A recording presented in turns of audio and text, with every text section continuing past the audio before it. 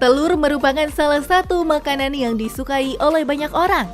Harganya yang murah dan juga mudah didapat membuat telur menjadi makanan favorit sebagian orang.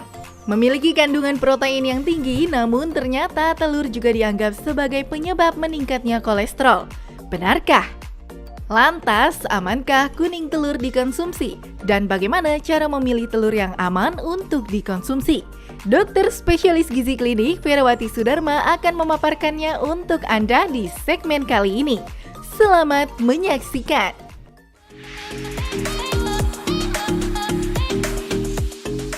Kita akan mulai dari kandungan dalam satu butir telur. Satu butir telur ini rata-rata memiliki berat antara 50 sampai 60 gram. Berdasarkan bahan penukar dari Depkes tahun 2017, dikatakan dalam satu butir telur yang beratnya kurang lebih 55 gram mengandung sebanyak 75 gram kalori, protein sebanyak 7 gram, lemak sebanyak 5 gram, dan hampir tidak ada karbohidrat. 60% dari satu butir telur ini merupakan putih telur, sedangkan kurang lebih 30%-nya adalah kuning telur dan 10%-nya adalah cangkangnya. Selain dari kandungan makronutrien, ternyata satu butir telur ini mengandung banyak sekali mikronutrien seperti vitamin dan mineral. Mineral yang banyak terkandung antara lain adalah zat besi, magnesium, kalsium, dan juga fosfor. Sedangkan untuk vitaminnya, hampir semua vitamin terdapat dalam satu butir telur kecuali vitamin C. Tahu nggak sih pemirsa, ternyata protein itu banyak terdapat pada kuning telur. Seringkali kita berpendapat bahwa kandungan protein pada telur terutama pada putihnya, ternyata pada kuningnya. Dikatakan pada 100 gram telur utuh ini mengandung kurang lebih protein sebanyak 12 gram. Sedangkan pada 100 gram kuning telur mengandung 15 gram protein. Dan hanya 10 gram protein terdapat pada 100 gram putih telur. Jadi sudah jelas kan protein itu paling tinggi terdapat pada kuningnya. Yang kedua adalah kandungan dari lemaknya. Sudah kita ketahui bahwa pada telur, lemak hanya terdapat pada bagian kuningnya saja, yaitu kurang lebih 5 gram lemak. Nah, terutama 2 gramnya terdapat dalam bentuk MUFA, sedangkan 1,7-nya dalam bentuk saturated fat, sedangkan 0,7 gramnya dalam bentuk PUFA. Dan dalam satu butir telur ini ternyata mengandung 250 sampai 275 gram kolesterol. Kalau kita bandingkan antara putih telur dan kuning telur, ternyata lebih banyak kandungan vitamin, mineral yang terdapat pada kuning telur dibanding dengan putih telur. Oleh karena itu, kuning telur sepertinya sedikit lebih tinggi kandungan nutrisinya dibanding putih telur. Selain itu, ternyata dalam kuning telur mengandung vitamin A, yaitu karotenoid dalam bentuk lutein dan zeaxanthin. Mengandung kolesterol yang tinggi, kuning telur justru dihindari oleh sebagian orang yang memiliki riwayat dengan kolesterol tinggi. Namun, apakah ada manfaat bagi kesehatan dari mengonsumsi kuning telur? Yang pertama tentu saja kuning telur merupakan sumber dari lemak dan protein yang cukup baik. Selanjutnya, karena kuning telur cukup lengkap mengandung mikronutrien baik vitamin dan mineral sehingga baik sekali untuk tubuh untuk dikonsumsi. Kandungan lainnya adalah antioksidan yang cukup tinggi dalam bentuk karotenoid, lutein, dan zeaxanthin, juga memiliki antioksidan dan anti-inflamasi lainnya dan juga antibakteri. Selain itu dikatakan kuning telur ternyata saat ini sedang diliti sebagai salah satu anti dari kanker, walaupun masih dalam tahap penelitian.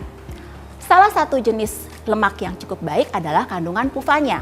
Nah, kandungan PUFA ini yang dikatakan pada kuning telur memberikan efek antioksidan yang cukup baik. Selain itu, kandungan zat besi dalam kuning telur ternyata cukup baik. Oleh karena itu, seringkali pada orang-orang yang menderita anemia defisiensi zat besi, dapat kita berikan kuning telur sebagai salah satu sumber dari zat besinya. Ditambah juga, anemia defisiensi zat besi juga memerlukan kandungan protein. Jadi cocok sekali kita berikan kuning telur sebagai salah satu cara untuk mengurangi defisiensi zat besi anemia. Telur merupakan sumber protein hewani yang bermanfaat bagi tubuh. Namun, sebagian orang justru lebih menyukai sebagian sisinya saja, entah kuning atau putih telurnya saja. Lantas, lebih sehat mana ya? Kuning telur atau putih telur? Dan bagaimana perbandingan gizinya? Sekarang kita sudah tahu apa keunggulan dari kuning telur. Kemudian, mengapa kita konsumsi putih telur? Apa sih baiknya putih telur? Setelah kita bahas tadi, memang kuning telur mengandung protein yang jauh lebih tinggi dibanding dengan putih telur. Sedangkan ketika kita mencari sumber protein tanpa lemak dan juga tanpa karbohidrat, maka disitulah pentingnya konsumsi dari putih telur. Jadi intinya adalah konsumsi putih telur adalah sumber protein tanpa penambahan lemak, dan kalau kita mengonsumsi kuning telur berarti kita mengonsumsi protein tetapi juga mengonsumsi kadar lemak. Dan juga yang penting adalah pada putih telur tidak terdapat kolesterol. Hal tersebut yang menjadi pilihan ketika orang mau mengonsumsi protein dalam bentuk tinggi tetapi tidak mau kalori tinggi dan juga tidak mau kandungan kolesterol dan lemak yang tinggi. Berbeda dengan saat kita mengonsumsi kuning telur. Supaya Anda tetap sehat dan mendapatkan manfaat bagi tubuh setelah mengonsumsi telur, yuk simak dulu tips berikut ini. Nah, sekarang bagaimana sih cara memilih telur yang baik? Lebih baik memang dianjurkan untuk membeli telur yang disimpan pada suhu dingin atau pada lemari pendingin. Diharapkan dengan disimpan pada suhu yang dingin, maka kualitas telur menjadi terjaga, juga infeksi salmonella bisa ditekan. Tips yang kedua adalah ketika kita memilih telur, perhatikan bentuk dari telur. Telur ini kita pilih yang dengan warna yang cukup baik atau cukup terang, permukaannya licin, dan pastikan tidak ada retak pada permukaan telur. Karena adanya retak pada permukaan telur memungkinkan kuman untuk masuk ke dalam bagian dalam telur. Yang ketiga adalah pastikan apakah telur ini berbau atau tidak. Telur yang sehat tentu saja telur yang tidak memiliki bau. Sedangkan apabila tercium bau yang cukup busuk, maka menunjukkan bahwa terdapat kontaminasi di bagian dalam telur tersebut. Bagaimana kita tahu apakah telur tersebut dalam kondisi yang segar atau tidak? Telur yang segar biasanya ketika kita mau mencoba, salah satu caranya dengan cara memasukkan telur ke dalam air. Telur yang segar umumnya dia memiliki berat jenis yang tinggi sehingga akan tenggelam di dasar air. Sedangkan telur yang tidak segar biasanya akan mengambang dan tidak tenggelam di dasar air. Cara lainnya adalah juga bisa kita lihat permukaan telur ini kita senterkan.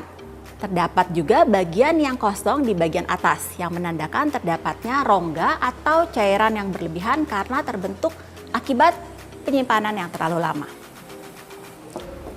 Pada beberapa bentuk dari pemakaian telur seringkali harus dipisahkan antara kuning maupun putihnya.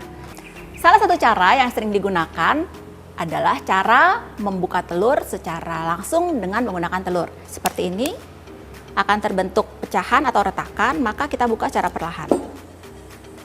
Sebisa mungkin hindari kuning telur ini terpisah secara perlahan dari putihnya. Dan sebisa mungkin hindari jatuhnya cangkang ke dalam putih telur yang kita sudah pisahkan. Karena seperti kita ketahui, bagian cangkang umumnya mengandung banyak kuman atau bakteri. Cara yang kedua yang lebih mudah adalah menggunakan tangan secara langsung. Jadi kita akan membuat retakan pada telur, kemudian kita menggunakan tangan kita sebagai jerujinya. Seperti ini. Seperti ini. Dengan cara ini, maka akan lebih mudah juga untuk memisahkan antara bagian kuning telur dan putih telur. Pemirsa, demikianlah tips dan trik bagaimana kita memilih telur dan juga cara penyimpanan telur yang baik. Mudah-mudahan tips tersebut dapat membantu kita untuk menggunakan semaksimal mungkin telur yang kita konsumsi dan juga dapat memberikan kesehatan yang lebih baik juga. Dan salah satu sumber protein yang cukup terjangkau sehingga konsumsi protein pada kehidupan kita terpenuhi.